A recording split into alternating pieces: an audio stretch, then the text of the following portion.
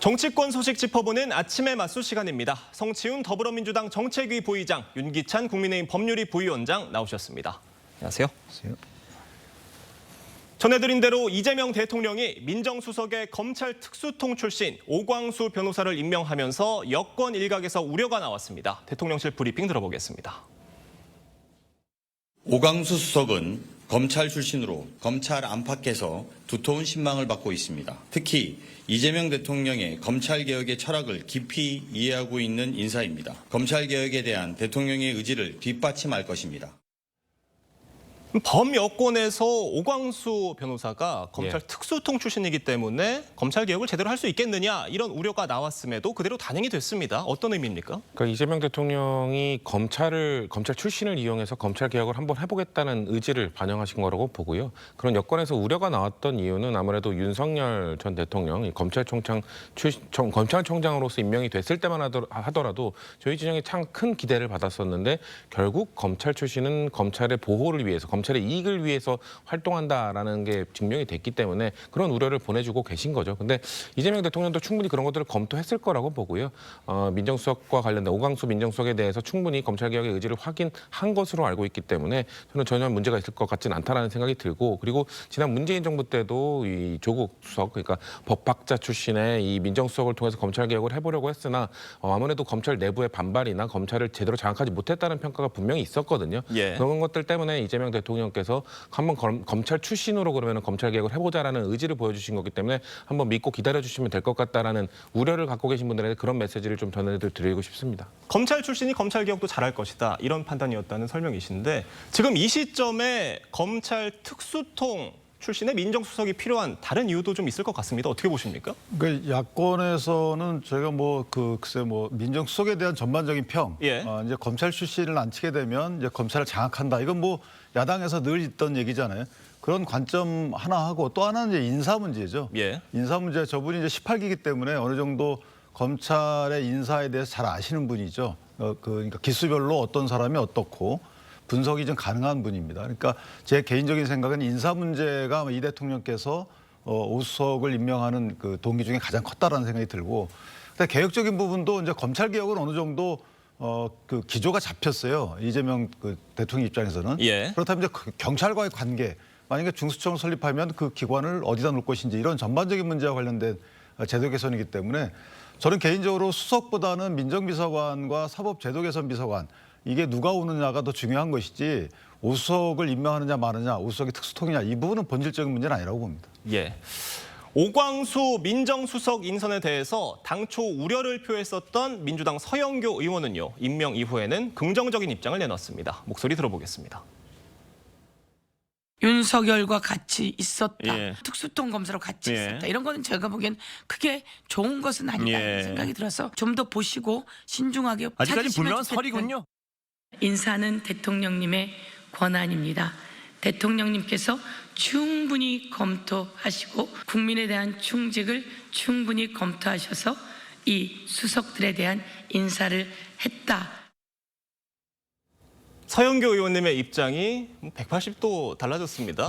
이유가 뭐라고 보십니까? 대통령께서 충분히 설명을 하신 거라고 보고요. 우려하는 부분들 모르실 리 없거든요. 다 보고를 받으셨을 거고 그런 것들을 모두 감안해서 임명을 하신 거기 때문에 아마 지금 서영교 의원도 그런 것들을 수긍하지 않았을까라는 생각이 있고요. 그리고 우리가 지금 우려하는 부분들이 대부분 이 윤석열 검찰총장 예를 많이 드는데 근데 검찰총장과 이 민정수석은 다르죠. 민정수석 같은 경우는 대통령과 방향을 달리할 경우 언제든지 다른 민정수석으로 교체를 할 수가 있습니다. 검찰총장은 그렇게 바로바로 바꿀 수가 없죠. 그런 것들이 있기 때문에 당내에서도 그렇다면은 지금 대통령 당선되신 지 지금 일주일도 안 됐습니다. 그렇기 때문에 한번 믿고 가보자라는 의견으로 여론으로 다시 바뀌고 있는 분위기입니다. 오광수 민정수석이 임명이 되면서 지금 검찰 개혁도 본격화될 전망인데 검수완박이 완수가 될 것으로 좀 보시나요?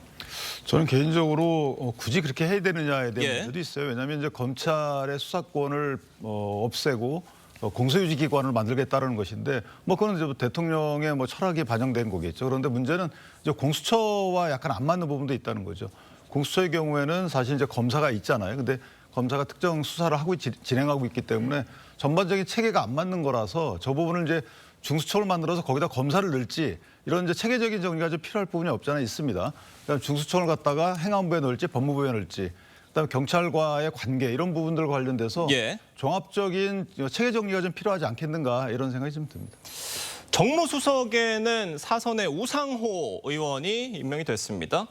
어떤 강훈식 비서실장보다 선수도 높고 정치 경력도 많아서 이 비서실장과의 관계를 생각했을 때 좀 괜찮겠느냐 이런 시각도 있는데 좀 어떻게 평가하세요? 일단 강훈식 비서실장과 우상호 이번 지명되신 정무수석이 사이가 매우 좋으시고요. 그런 거는 전혀 문제가 되지 않을 예. 거라고 보고 있고 일단 또 비서실장의 역할 그리고 정무수석의 역할이 또 명확히 구분이 되죠. 정무수의 가장 중요한 역할은 입법부 의회와의 소통 그리고 정치개혁입니다. 아무래도 우상호 전 의원 같은 경우에는 이 4선 의원 출신으로서 이 정치개혁에 대한 수십 년 동안 다뤄온 그런 일관적인 입장을 갖고 계시고요. 그리고 무엇보다도 야당과의 소통에 매우 능하십니다. 예. 2016년 박근혜 대통령의 탄핵소추안을 통과시킬 때 그 당시에 여당과의 소통을 이끌어내면서 뭔가 결국 탄핵소추안을 통과시키는 그런 정치력도 보이기도 했었거든요. 그런 걸로 봤을 때 충분히 이 야당과의 소통을 원활하게 이끌 수 있는 지금 사실상 윤석열 정부 때 사라졌던 협치, 정치를 회복시킬 수 있는 적임자다라는 생각을 하신 것 같고요.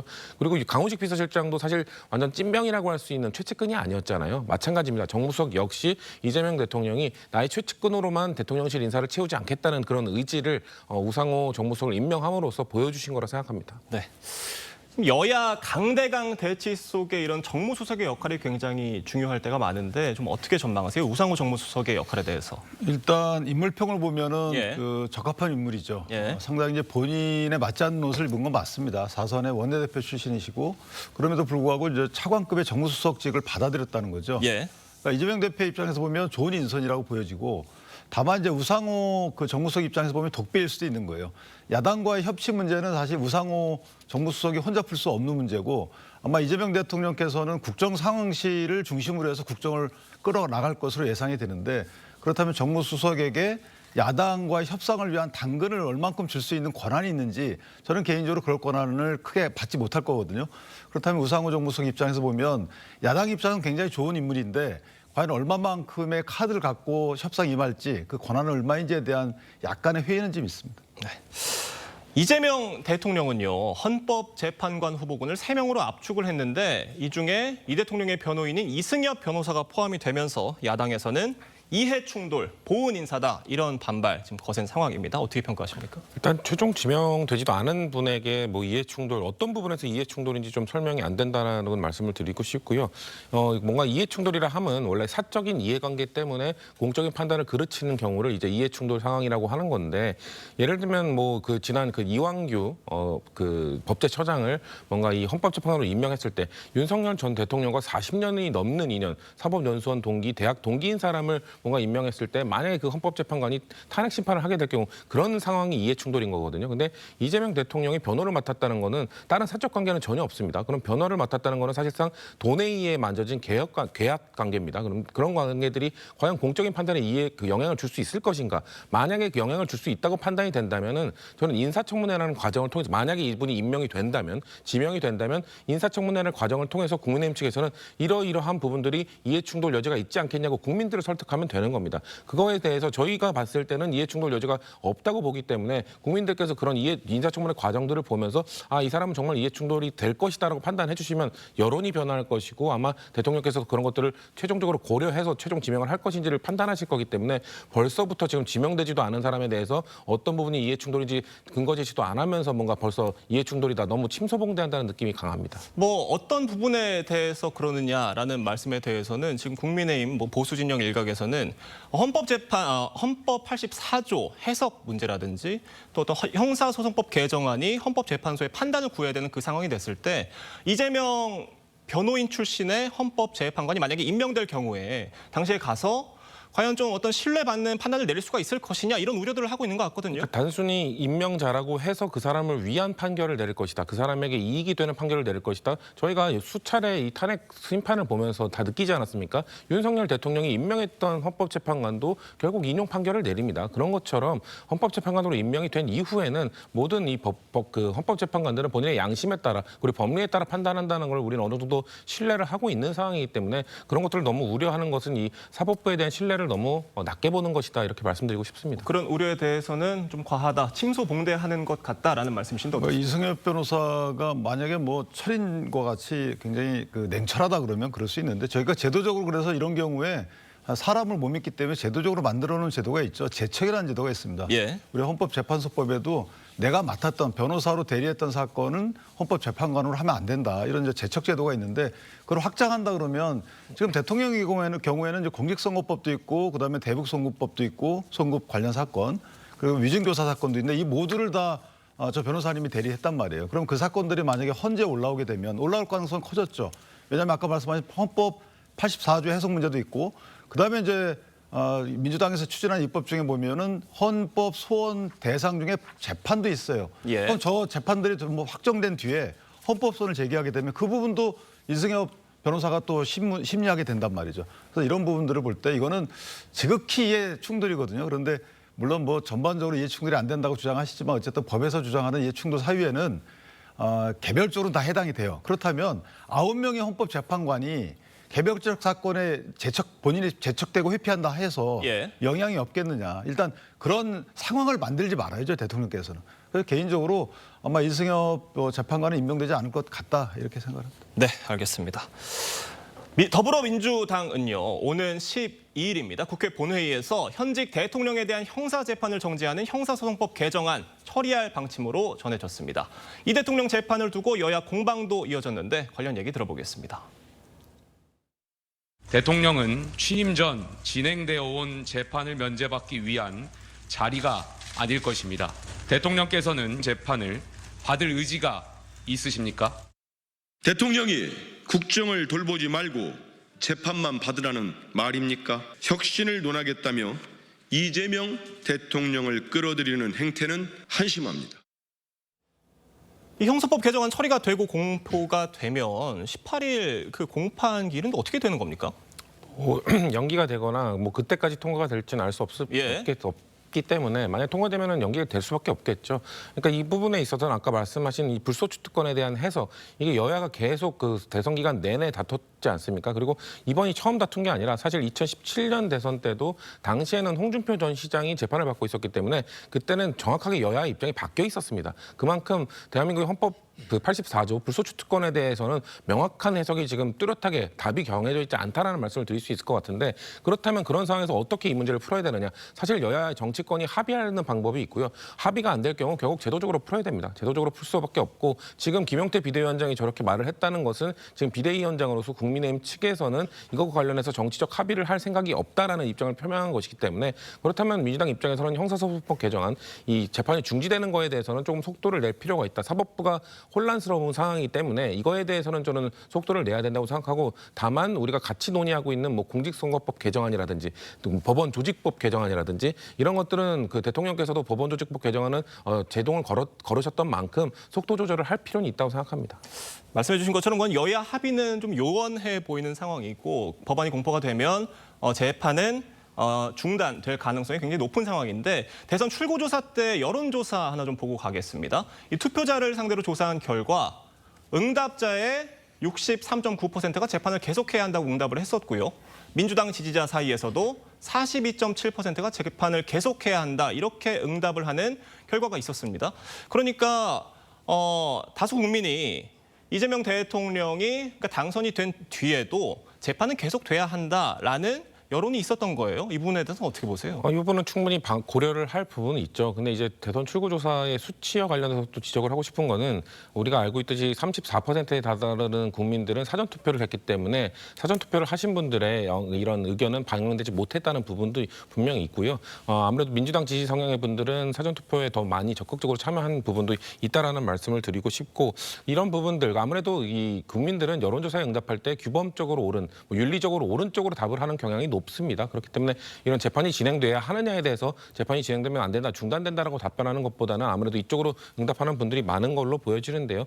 이런 여론조사는 이런 우리 형사소송법을 통과시키는 과정에 있어서 민주당이 참고 자료로서 충분히 반영하고 의견을 수렴하는 과정 그 자료로서만 활용하면 될 것 같습니다. 네, 윤기찬 부위원장은 어떻게 보십니까? 근데 저거는 사실은 이제 여야가 할 수 있는 일은 입법에 대한 합의도 하면 안 돼요. 저 부분은 헌법 개정을 한다 그러면 저는 이해가 됩니다. 예. 헌법 개정이라는 건 이제 국민적 의사도 투영되는 거잖아요. 그러니까 헌법 개정 절차를 통해서 84조의 문구를 좀 더 구체화하는 부분은 필요할 수도 있어요. 그런데 헌법 84조에 대한 해석이 법원에서 나오지 않은 상황, 헌법재판소에서 나오지 않은 상황에서 법으로 국회의원들이 뭘 만든다. 저는 이거 맞지 않다고 보고 제도적 방법이라는 것이 사법제도를 활용하는 방법이고 만약에 이 대통령께서 이 재판을 안 받겠다 그러면 이건 사법체계를 무시하는 거죠. 그러니까 일단은 법원에 맡겨놔야 됩니다. 재판을 할지 말지에 대해서 법원 판단에 맡겨놔야 되는 것이고 법원이 재판 중단하면 중단하는 대로 중단하지 않으면 중단하지 않는 대로 가는 것이 이게 맞는 것이지 헌법 개정 절차 없이 국회에서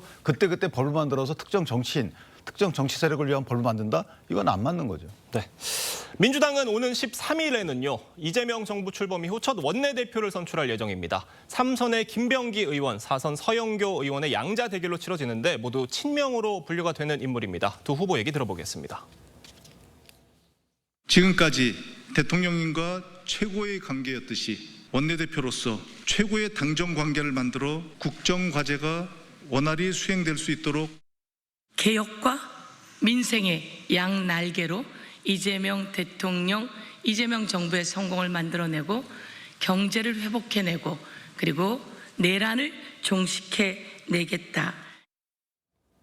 뭐 이렇게 이파전으로 계속 간다고 하면 누가 되든 친명이 되는 상황으로 보이는데 이번부터는 권리당원 표심 20%가 경선 결과에도 반영이 된다고 합니다.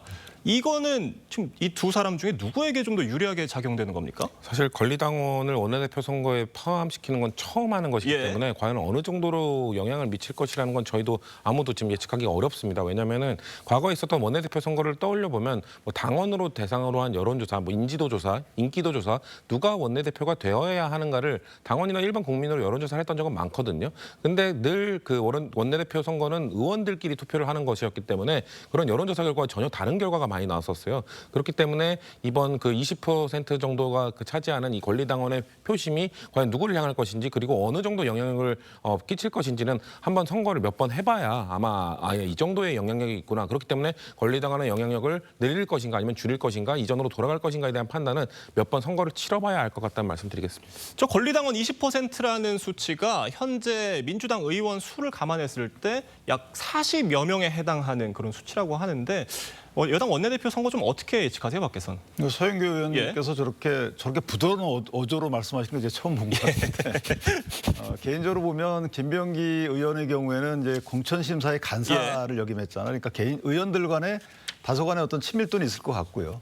다만 이제 인지도 면에서는 서영교 의원이 앞서는데 그 아까 뭐 정무성 문제, 민정성 문제가 약간의 소음은 냈잖아요. 그래서 어떻게 반영될지 모르겠지만 서영교 의원이 이전에 최고위원 되실 때 14% 정도 얻었어요. 그런 걸 감안할 때 서영교 의원이 인지도에 비례해서 당원들의 마음도 가져오기가 이렇게 쉽겠나? 뭐 개인적으로 이렇게 예측을 합니다. 네, 국민의힘 상황도 좀 짚어보겠습니다. 김용태 비대위원장이 대통령 탄핵 반대 당론 무효화 등의 내용을 담은 5대 개혁안을 발표했습니다. 직접 들어보겠습니다. 당의 대선 후보를 부당하게 교체하고자 했던 과정의 진상을 규명하고 합당한 책임을 부과하겠습니다. 당무감사권을 발동해 이 사건의 진상을 철저하게 규명하겠습니다. 지방선거를 비대위 체제가 아니라 선출된 당대표 체제로 치르는 것 자체가 보수 재건과 지방선거 승리를 위한 당면 목표가 될 것입니다. 국민의힘 구주류 세력과 쇄신파 간의 충돌이 본격화될 거다라는 분석들인데 좀 어떻게 전망하세요? 전 김용태 비대위원장이 저 발표를 처음 들었을 때는 저 정도의 최소한의 조치는 당연히 해야 국민의힘이 바로 설 수 있겠다라는 생각이 들었는데요. 저기서 지금 우리가 들었던 단어 중에 부당한 후보 교체라고 되어 있잖아요. 그거에 대해서 지금 권영세 비대위원장이 바로 제동을 걸었거든요.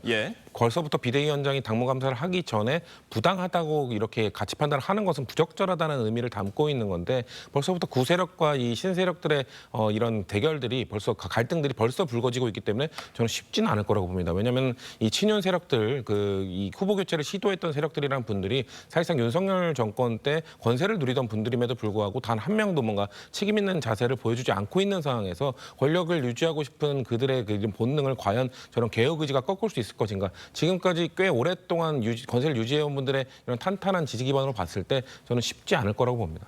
지금 말씀해주신 이 부분, 부당한 후보 교체 이 부분에 대해서 권영세 전 비대위원장이 강하게 반발을 했는데 결국 이 쇄신파와 구주류 세력 간의 어떤 이 새 싸움이 굉장히 치열하게 전개될 것이다 이런 전망이에요. 어떻습니까?